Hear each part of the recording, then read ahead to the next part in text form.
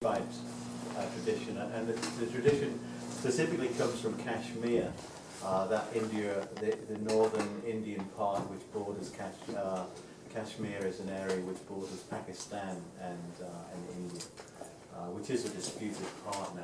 But in the heyday, when these practices began, and they were first written down it's suggested to be the 8th or 9th century, common era. But what you have to imagine is that that was probably the only time that things started to get written down, and there was probably an oral tradition before that. So it suggested that these practices are thousands of years old, but whether there's any, there's no way of backing that up in any way whatsoever. And the essence of there's a dialogue that happens between Shiva and Shakti, or Bhairava and Bhairavi. Bhairavi essentially says, in modern terms, I've read all the books, and I've done all the practices, but still I've got doubt about what is the ultimate reality. What is the ultimate reality, and how do I achieve it? And Shiva, rather than say things about it, says these are the practices. And so the practices are given so that by her own experience, by her own realization, she will realize what ultimate reality is. And the ultimate reality they're talking about is essentially the consciousness which animates everything. Shiva is consciousness, Shakti is energy, and through that kind of connection in a macrocosmic state, that's how we have this kind of reality.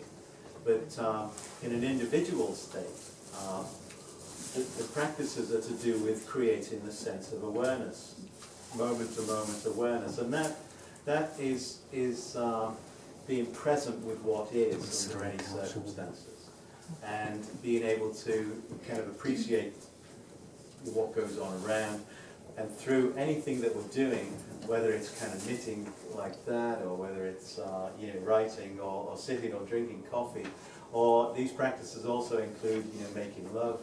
The whole kind of tantric systems that are associated with sex and making love take their roots to this. But there's 112 practices, but only 4 of them correlate with that kind of practice. But drinking, eating, making love, walking, dancing, singing, all the other kinds of practices that we associate with spiritual practice, they're all included from a yogic perspective. And also, being aware in emotional states, all the kind of everything to do with human kind of condition can be a practice for awakening if you bring the right awareness to it, which makes offers up a lot of potential from everything with it. Now, I'll explain something of my history with it, and then I'll also explain what I see as the context, because they're in our tradition. Because Murshid Sam was a friend of Paul Rep's, and Murshid Sam gave these practices, I understand, to his murids. Moinuddin writes that he was given instead of, when he was initiated, Murshid Sam said to Moinuddin, I haven't got time to give you any practices now. Here's a book, read those practices and that at the end of the book, pick 1 or 2 or 3 and do them and see how you get on. And it was these practices. And Shabda said, oh yeah, he used to do these practices, he'd read them out of the book and give us the things. My own experience goes back quite a long way. When I was in my early 20s, the first ever book on spiritual things, you could say in a sense, was Zen Bone, Zen Flesh, ironically. And the practices in the back, Paul Rep's calls them centering exercises, and there are 112 practices. And then there's a short introduction of the dialogue between Shiva and Shakti in that, but not as extensive as it is in the actual text. And at the end, there's a further discussion. So I kind of began to work with those practices from the book, unsuccessfully. But as I then developed, along the path of yoga, then I still kind of used to use these practices, and I realized the connections between the yogic systems that I was aware of and the centering exercises. They were exactly the same practices. And then ironically, when I came to Sufism, Sadi used to give those practices as well, in a certain way, and he gave them to me as practices to do, on the same basis as Merchant Samta Moinidin, choose one or two. But I was already familiar. And then I used to work with them from that way of experiencing and my understanding as was, and I always did do that. But then one of the yoga teachers I had, Swami Nishchalananda, who was a disciple of Swami Satyananda, he was also interested in these practices, and I knew he was studying the original Tantric text in Sanskrit. And there are other Sanskrit versions translated into English. There was another one by Satya Sangananda. I won't bore you with all these names, but Satya Sangananda. And also the teacher of Paul Reps was Swami Laxmanju, who was the Kashmir Shaivite master, whom Paul Reps got a bare bones essence of these practices, and he reworked. He reworked them 5 or 6 times until he came up with the languaging that we're familiar with. Well, out of interest, how many people are familiar with the Zen texts? Okay, so most are, and most are not. So that's good. So knowing that Nishchalananda was doing this work, I reconnected with him in a certain way. And then the book came out, and then it opened up a whole new perspective on the practices for me. Even more so than just the other ones that I'd read, the Laxmanju and Satya Sangananda. Nishchalananda's way of looking at the thing opened up this big doorway for me, because the whole thing then was all about spaciousness. Everything that we do, if we bring a sense of spaciousness to it, Laxmanju and others talk about the void or emptiness. He was talking spaciousness is kind of an updating of it, but for me it kind of made the whole difference. And then he also, like from the start, talked about something called the Dwada Shanta. The Dwada Shanta is essentially a limit of 12, what it means, but what it means is the aura, the energy body, the bioplasmic energy field. And that this is what we kind of begin to connect with right from the start in the practices. We're not as solid as we appear, either physically in the sense of the body, but also in the sense of the mind. The mind we associate as being an entity, but actually it isn't if you think about it. It's just a process too. It's an ongoing process, but we say that's me. So these practices challenge us to question what we believe is us. I mean, in essence, we are Shiva according to this. There's a Soham or Saha. And the realization of this as consciousness through our own awareness, because if we talk about awareness with a big A, in the sense that we're aware that we're not the body, we're not the mind, we're not the thoughts, we're not the emotions. There's something witnessing that. And this witnessing, this spaciousness, is this awareness. And then if we live from that awareness, and then we kind of transcend all these other aspects of our humanity, not that we ignore them, because Tantra doesn't ignore anything. It doesn't try to say we're not human. It doesn't try to say we shouldn't do this or we shouldn't do that. It takes everything as it is and then brings it with awareness, and then there's a kind of intentional state that we can then realize what consciousness is. What is this wider thing that's this ineffable thing, but nevertheless it's so prevalent, omnipotent, omnipresent, all-pervading, as is mentioned in this. And so, in the yogic system, these practices are called dharanas. And dharana, for those who understand the Patanjali system, is the 6th limb of the yoga, prior to the dhyana, which is the meditation, prior to the samadhi. So they're all essentially concentration practices. But concentration, not in a Sufi sense, when we talk about concentration, Merchant Sam talks about we hold the concentration through feeling, we hold it through the heart. And so it's an easy thing, not a mental straining. And it's the same with these practices. They're all concentrations, but they're all kind of things that we bring our awareness to the exclusion of everything else. And then through that awareness, then we can realize other states. So this is the kind of theory behind it, but it works in practice, but we each have to discover it for ourselves.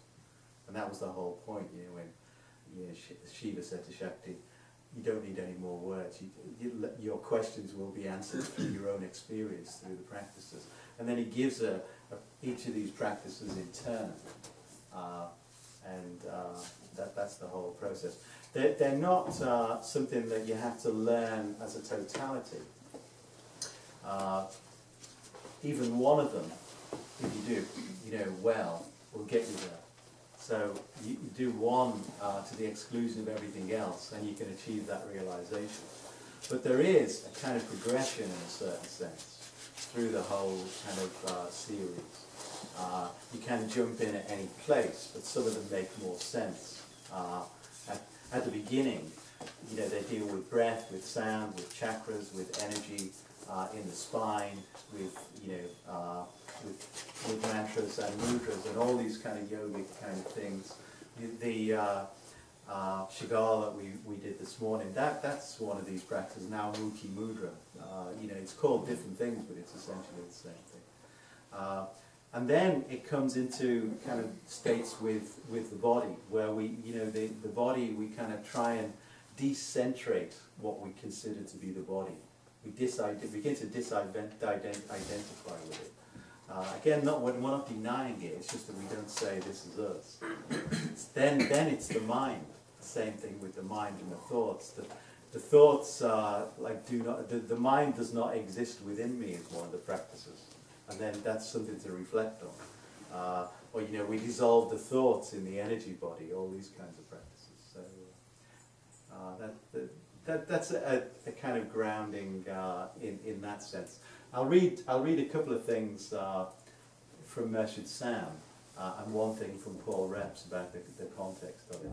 But Mershid Sam refers to Hazrat Nayak Khan saying that he told Paul Reps and Mershid Sam himself that in the East there were certain mystical traditions that presented the way into ultimate reality.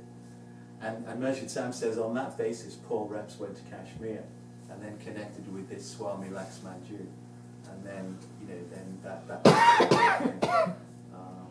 so I'll also read something that Paul Reps wrote, and then we'll go into the practices. And then, there's also to say, I did do this as a series of classes in Germany at the summer school, and they were an hour and a quarter session too, and there were 7 of them. So if you want to kind of pursue it further beyond this, then they're all downloadable as sound files from the website. If you look up Ruhaniyat in Europe, you'll see the site, and then you can do it. So here's what Mershid Sam says. Hazrat Nayak Khan told of very ancient Indian writings not known to the Western world in his time. After that, his disciple, Mr. Paul Reps, went to Kashmir and uncovered some of these writings, which appear in the yoga system included in the last part of Zen Flesh, Zen Bones. These yoga practices help to awaken in human beings all the faculties, qualities, and ideals presented by this symbol. They're also excellent at awakening in human beings those qualities and qualifications supposed to be aroused by what is called the lesser mysteries, which are also part of the Sufi teachings today. So Mershid Sam saw the connection between the Sufism and as he interpreted it, and these practices.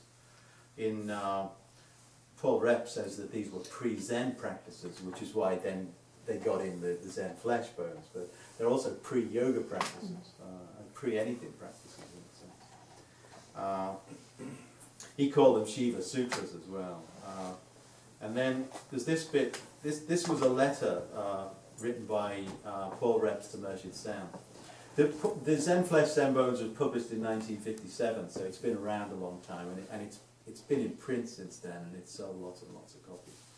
So, if my experience of being introduced to spiritual practice through this book is not like an isolated incident by any means. So, he says this, Paul Reps. Patanjali defines yoga as a suspension of the modification of the thinking principle. And this is actually the first sutra in Patanjali's Yoga Sutras. Reps differentiate centering from the Zen flesh, Zen bone stories, so the two parts of the book. And is told in time it will be of more interest than the stories. Well, that's certainly my experience, but maybe not for everyone.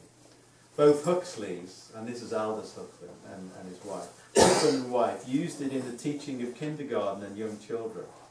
I never met them, so don't know how. Now, the 112 ways of centering confront the reader with mind suspensions. One is baffled. One has to do it for oneself. Reps give people no help either. Why should he? If he has the brains of a bunny, he will crack the nut himself. He will try, and like the Hindus, get more and more positive. And he spells more, M-A-O-R, and then M-O-O-A-R, funnily enough. More and more positive, positively trying and getting nowhere, when suddenly it will reverse on him, in him, and plus to minus, and the door will open. So this is the idea through the persistence that there could be an awakening in that sense. It's the way he understood it. So you are right, that is, this is Paul Retsch writing to Merchant Sam. You are right when you say all it needs is a teacher. And the pupil is in capital letters, has made the solution. And what is that? And then again in capital letters, receptive.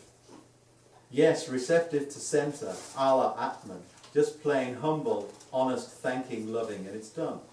Only the teacher is needed to keep the rig on the track. By saying teacher, this means for anyone. If I say guru, I Hinduize it. If I say Roshi, I dull it. If I say teacher, this means a school, and everyone likes a school. Yes, they do. In sum, the demand is so huge and already around the corner that to limit the gift to a few initiates is to possess it for one's own ends and spoil everything, including oneself. The old folks have had it. Let's remember them kindly. And Moinudin wrote a couple of times about these practices.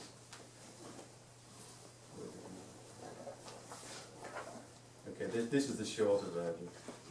In a letter he wrote, for example, when I took Bayat with Murshid Sam, he started me out with esoteric practices from the Shiva Sutras, saying, I don't have time right now to give you regular Sufi practices. Just pick one or two from the Shiva Sutras that strike you, and you have my permission to delve as deeply into them as you can. Of course, he later did give me an entire program of Sufi practices, but I also kept working with the Shiva practices, and still do, because they are marvelous at opening the heart. And then there are various kind of references to Zen flesh, Zen bones practices in Murshid Sam's papers, which you can check up. It's easy to search these papers now, through various ways, and it will become easier through the work of Azim. That's good. So should we do some of the practices? Okay. Not too much talking, swimming.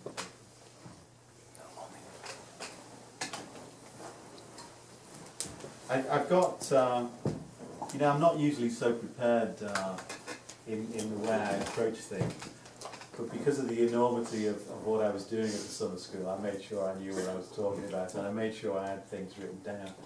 So I also took notes, and taking a leaf out of Shabda's iPad, I have things on the iPad. So it just happened that I had these when I was asked to do the session. So let's just begin with this first practice, and those of you know it will be aware that it deals with breath. And what I did was, I collated all of the different practices, the different translations of the same practice, because they shine a light in different ways on the same practice. And as I said, working with Nishchanananda's practices, but also Lakshmanju's and Satya Sangananda's, they open up the practice in a different way. And this is what kind of has awakened in me the whole kind of thing. So in the Zen Fresh, Zen Bones, Paul Reps says this as the first one. Radiant one, this experience may dawn between two breaths. After breath comes in, down, and just before turning up, out. The beneficence. I mean, a lot of people who know that the work will be familiar with that. Then other ways of doing this, or saying this. Oh beloved, insight may arise between two breaths. Be aware of the point where the breath comes in and the point into which it goes. So all the others talk about 2 points for these practices. And the idea of centering in terms of Lakshmanju and where it comes from is that the concentration is usually between two things. In this case, it's 2 aspects of the breath. And then the centering is in the middle, between the 2 points. And it's all, in other words, the spaciousness, which is what I was talking about. So it can be points, or it can also be spaces. And we'll do it in different ways, this particular practice. There's lots of different ways to do it. And Lakshmanju says, Bhairava answered, or Bhairava answered, the exhaling breath, prana, should ascend and the inhaling breath, jiva, should descend, both forming a visarga consisting of 2 points. The state of fullness is found by fixing them in the 2 places of their origin. Now the other kind of yogic way of doing this practice is to do its prana and apana, which are opposing forces of prana in the body, which rise and fall. So it isn't even just the breath in this case, it's to do with the prana, the energy. So if they were explaining it, they'd say to kind of get in touch with the prana, which, we won't do that because that's maybe not so accessible to people. We'll do it the other way. And the other aspect of these practices is that it's not always the obvious thing superficially that is the practice. There's something deeper energetically from a yogic perspective. So Lakshmanju, in what he calls his book, is actually a manual for self-realization. And he says these practices are not for beginners. They're for adepts already. They're kind of for refinement of kind of consciousness. But they've been introduced to the masses in a certain way. So let's go into this practice of the breath. So we sit, we breathe, we're breathing naturally. The idea is we don't try and change our breath in any way. So the concentration is not actually on what we're doing, but the space around what we're doing. So be aware as you breathe in and be aware as you breathe out. Actually, whatever that means to be aware as you breathe in and be aware as you breathe out.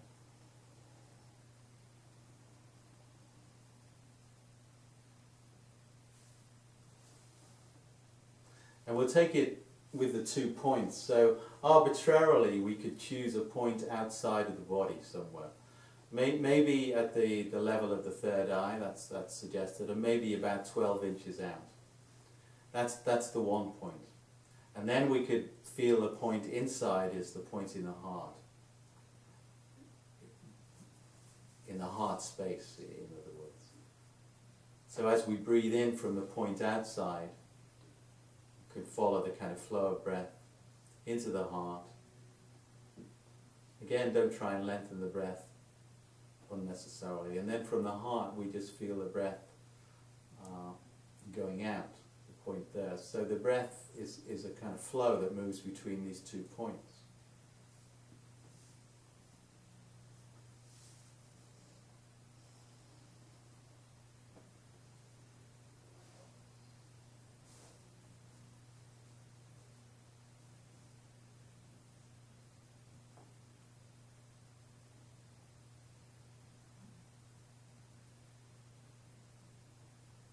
When we do these practices like any other practices, it's still likely to be the case that thoughts will come, thoughts will go. We're not giving any attention to them. We're bringing as much awareness as we can to the practice.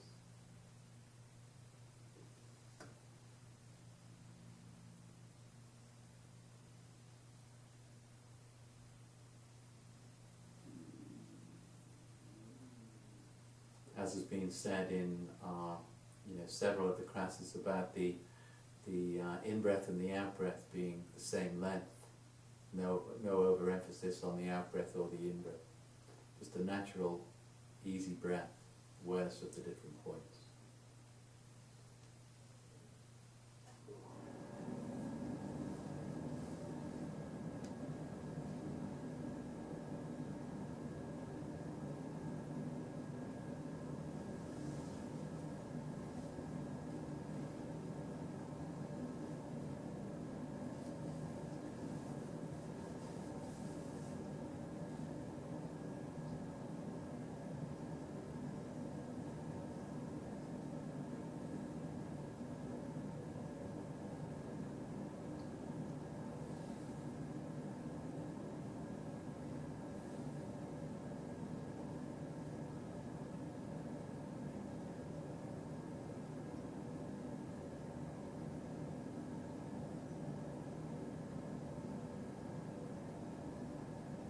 Then we can let that practice go. We'll change it slightly. So Nishyananda talks about this, the points could easily be spaces. So there's inner space, which we could say in this instance is the heart space, and which extends all around us at heart level and expands outwards. In terms of the Dwada Shanta, which is an arbitrary point, it's about 12 inches it extends outwards. So this area to here is still our space, this is still us. And then beyond that is the outer space. And so we kind of feel the breath coming from the outer space to the inner space, and then from the inner space to the outer space. And then get a sense of that as we breathe. So it's not a point, it's just a space.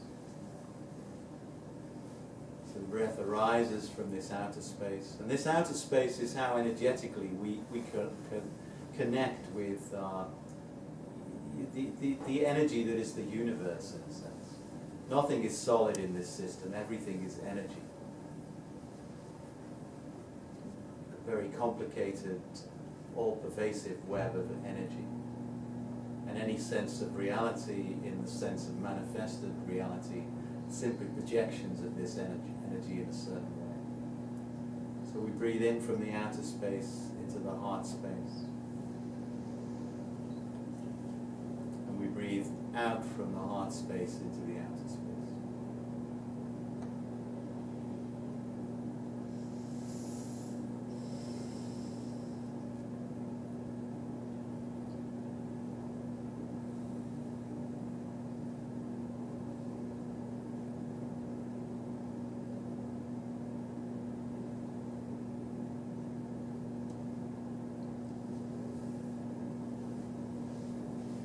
And then, as we do this practice, notice what how the experience is, how it differs in a certain sense from breathing from one point to the other, as we did it.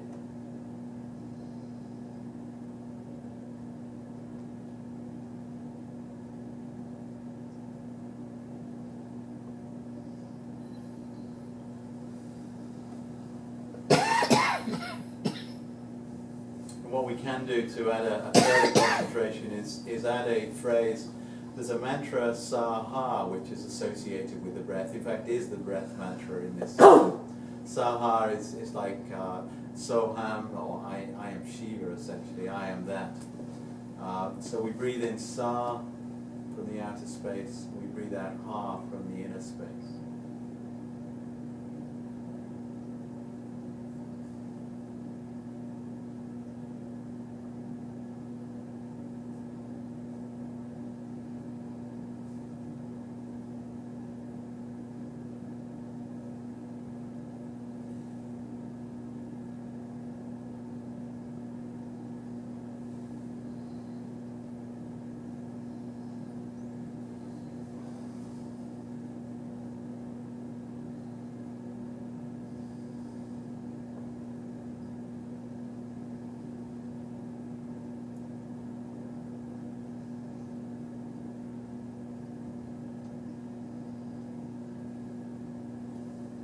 Then we can again let the practice go, but the end of each of these practices is then just be aware, whatever it is you're aware of. Notice whatever you feel inside, physically, emotionally, mentally, and what you feel outside. If we contact our energy body, the bioplasmic energy field, or the Dwada Chantra as it's called, then feel how this vibrates in a certain sense.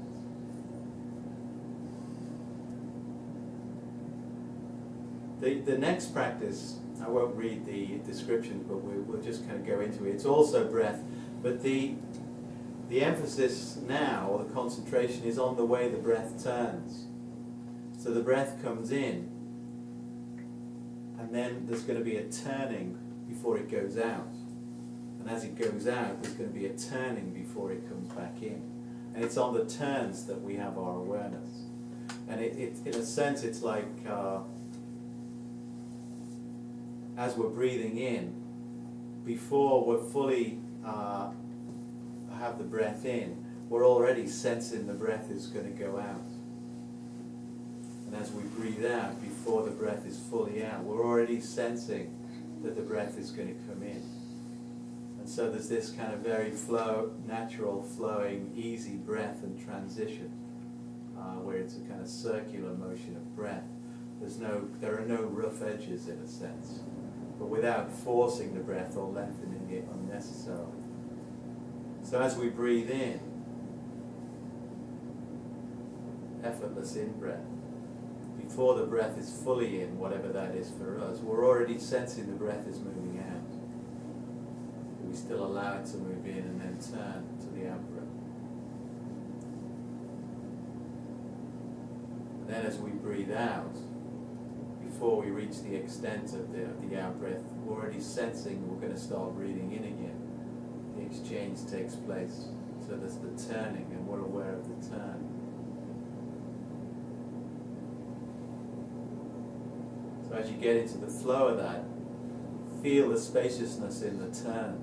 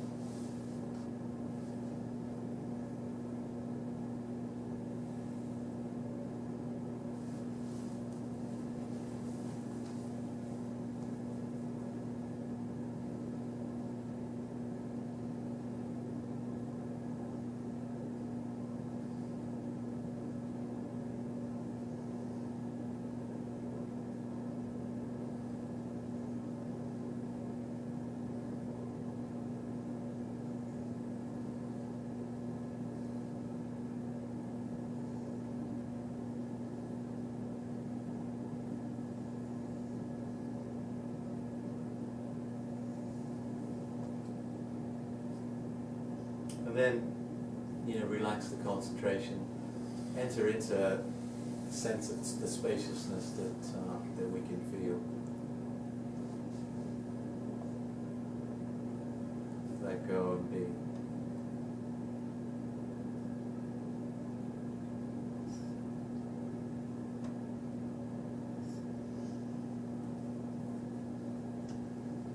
There are several other practices that deal with various stages in the dharanas.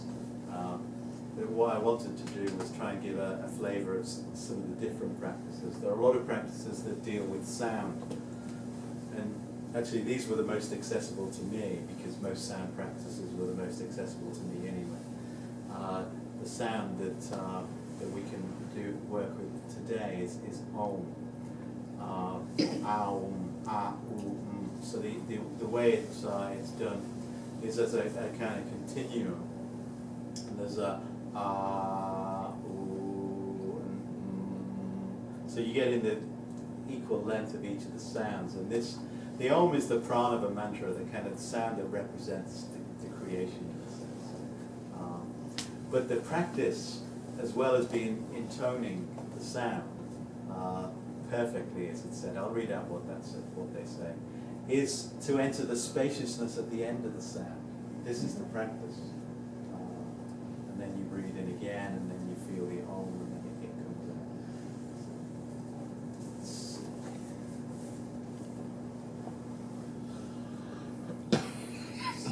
Now I've got to go to the nose.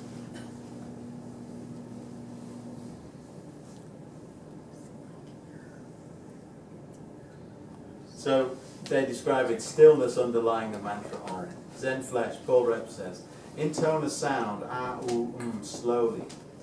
And this is one of the kind of my favorite ways of explaining this. A sound enters soundfulness, so do you. And then Nishananda says, O Bhairava, chant the mantra Om or any other sacred mantra.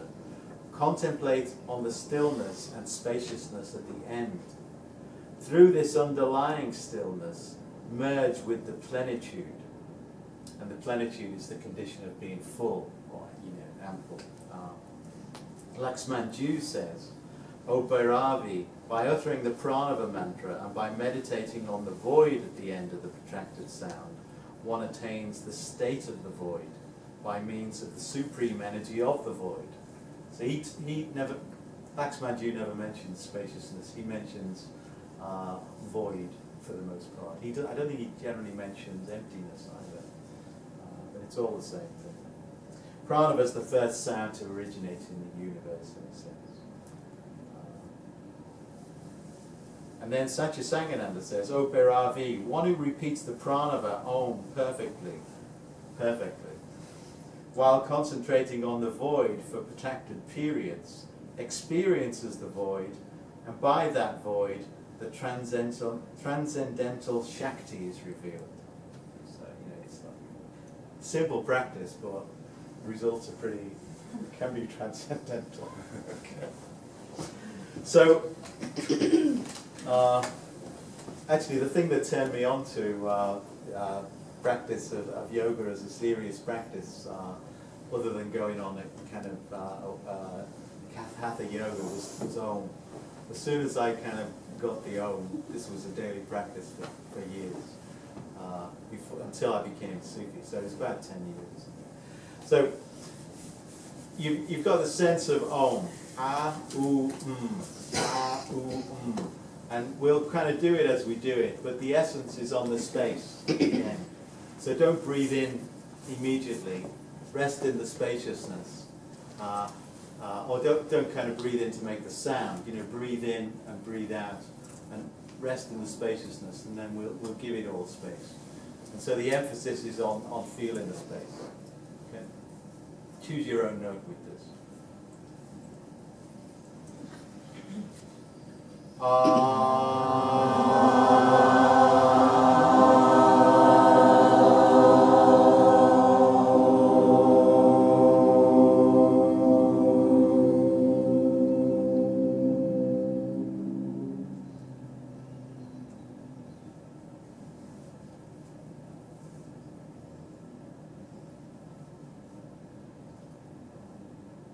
Breathe in again.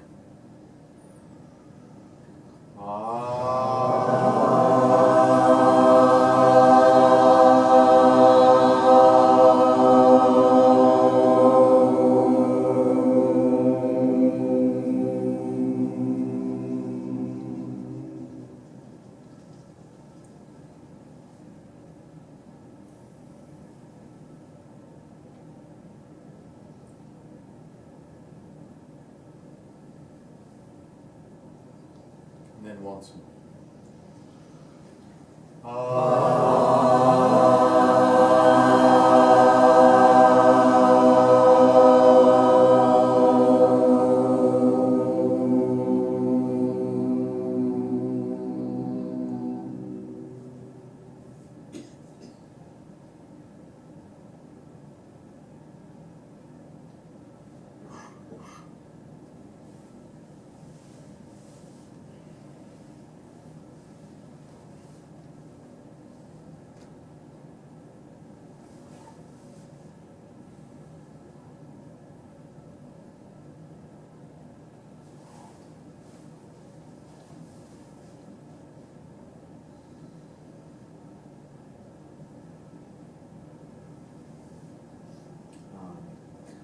next practice also concerns Om, and it concerns mantra, but we don't make the sound out loud, which is an irony. There are various practices of japa that means that you recite like fikr, that we do things on the breath. But this is slightly different, because the essence of this practice is you kind of feel that you're breathing in to make the sound, and then as you breathe in, there's this kind of place where you go to make the sound as you breathe out, and it's a kind of when you kind of feel it inside, there's this space, and it's that space that you're kind of feeling into. Then the breath goes out as if you're making a sound, and then again you can feel the space like we did at the end of the recitation of the mantra out loud. We'll feel the space again. Then breathe in again, and you feel this, just as you're going to then make the sound, then there's a kind of point where there's a kind of space.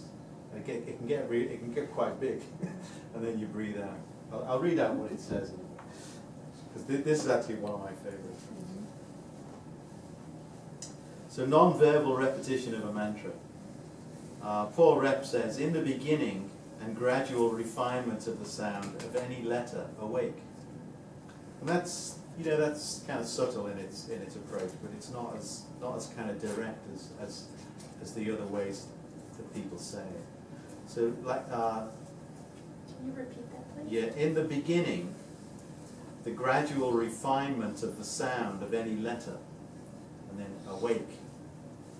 Paul Rep's, in the way he does all of these kind of centering practices, there's always, you do this, and then at the end in italics, there's like in this instance, awake. In the other one, it was the beneficence. It's all like that.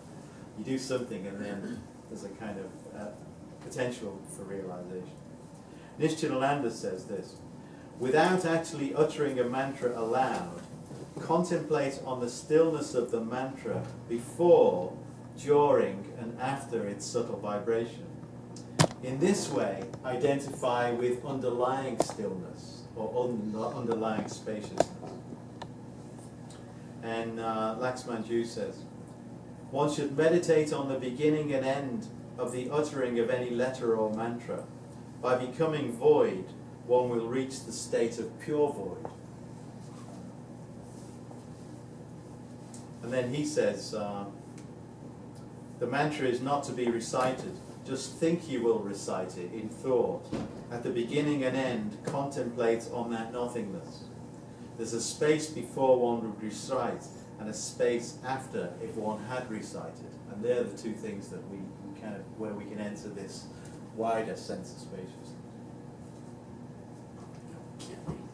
So you do this in your own time with your own breath rhythm, but it's like you're going to do what we just did in intoning the sound, but you're not going to make the sound. But you notice the process. You're breathing in, and you although it's all a mental kind of visualization, there's still going to be a kind of a bodily feeling before you kind of breathe out, and that's the space before, and then you can feel the sound, and then feel the space at the end. And do it 3 times again.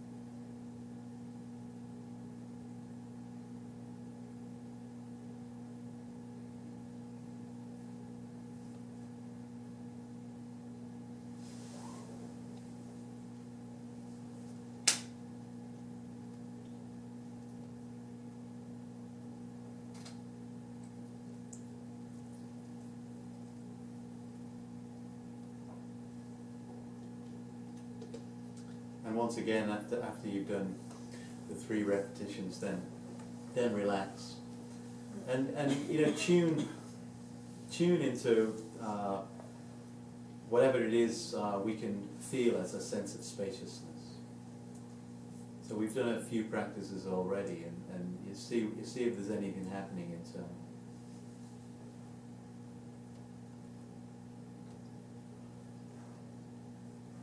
Feel a spacious breath, feel the spaciousness within, feel the spaciousness around, feel the spaciousness in the mind.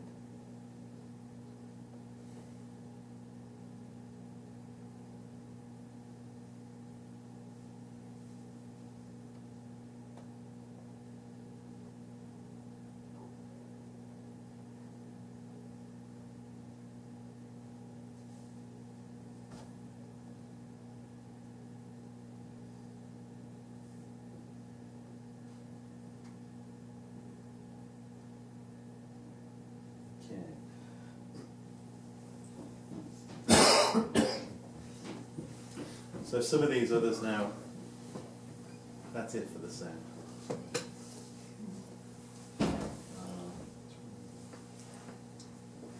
There are some that deal with the spaciousness of the body itself. Scientifically speaking, and mystically speaking, certainly, this is not a solid thing.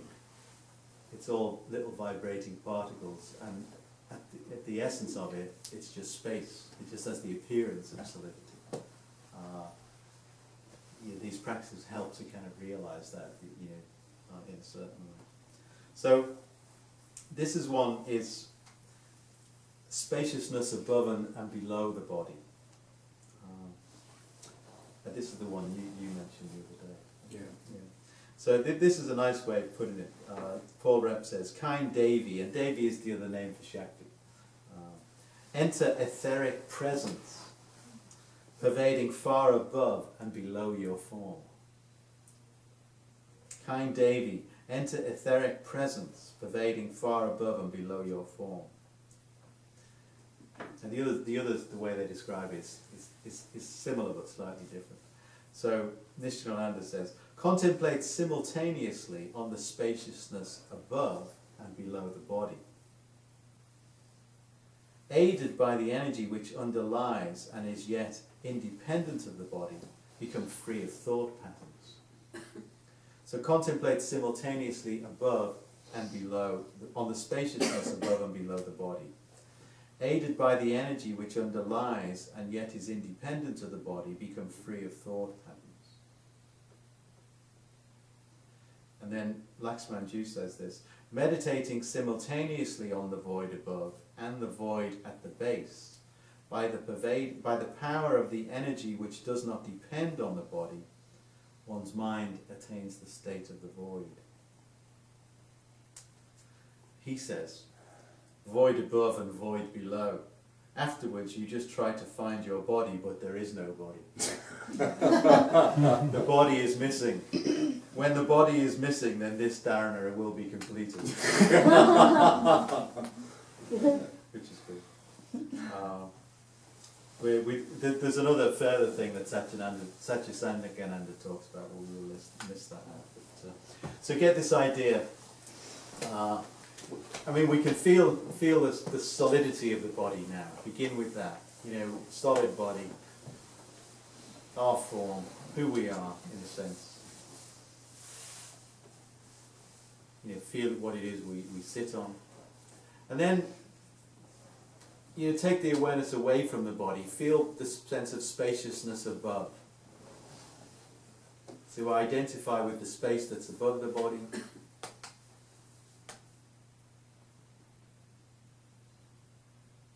We get a good sense of that space. I was describing with the identifying with the out breath. Yes, more. yeah, exactly, yeah. And it's coming back into the kind of awareness. But I found that maybe it's number 4, I'm not sure, is that part where the exhalation is gone, and before you breathe in again, that's so unknown. Everything is so unknown. It's the most mystical thing that I know, and I wonder, do you ever get past 4? Because that is just like, that seems like it could take you home. That's your whole life. But that's the point. Any of them can do that. God, it's so beautiful. Yeah. So the idea is we can keep going with any of them. It isn't necessarily that it's going to be instant enlightenment. it's, you know, the ground is prepared as it is with any other kind of series of practices. But if we keep on with the practice and refining our awareness of any of the practice, and they're all slightly different, even the ones that are concerned with the same thing, they have a different kind of light that they shine in a certain way, which opens things up. And it can be something that collectively opens things up, but it can also be just the one thing that you can go with. Right. So go with it and then see where it takes you. Really. I'm just stoked to be introduced to these other approaches because I found them actually a lot more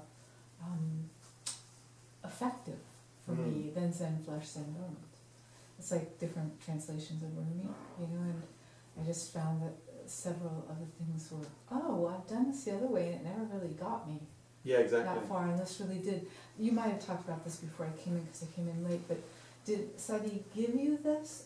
Well, Like, how did you come to delve more deeply into this? I'm interested. well, it was a whole series. I did explain it briefly, but these were the first things I ever came into contact with in terms of spiritual practice when I was in my early 20s. And then, you know, I kept the connection to them as I did yoga practices and realized the connection. So he did introduce these two things to me. But, you know, then I carried on, and I did work with them, with people also myself.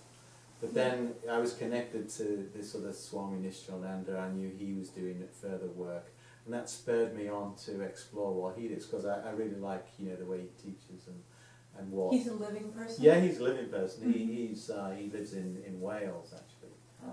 He's not much older than I, but, you know, I did work with him in the 80s, and yeah, then when I read his book, that was when mostly everything opened up, even though I'd read other books and done other practices with them. So as soon as he started talking about spaciousness and Dwada Shanta, that was it. Everything made complete sense. I kind of really resonated with his whole approach, and so it's like without him writing that book, I wouldn't have had this kind of sense of realization. And then it was like, I have to share this because these are part of our practices, they're part of our lineage, because, you know, Merchant Sam's connection and things like that. So that's how it felt there was something that drew me along into doing this. And, you know, that then people have been very receptive to them and then found them quite helpful. How do you spell his name? I can't Nishchalananda, it's Nischalananda.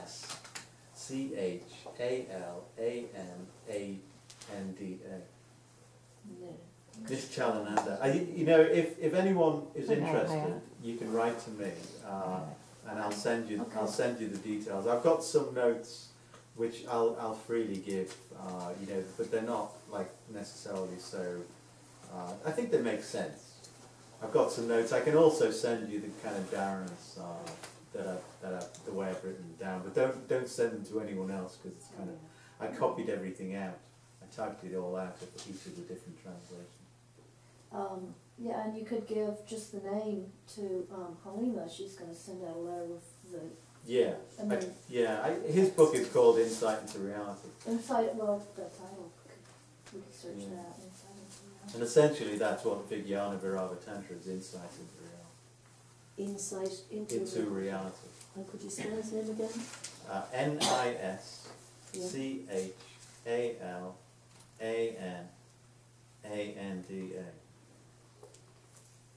They're all these long mouthful names.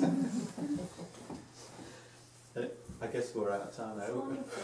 Thank you. Well done. Yeah, Thank you. Thank you. Thank you.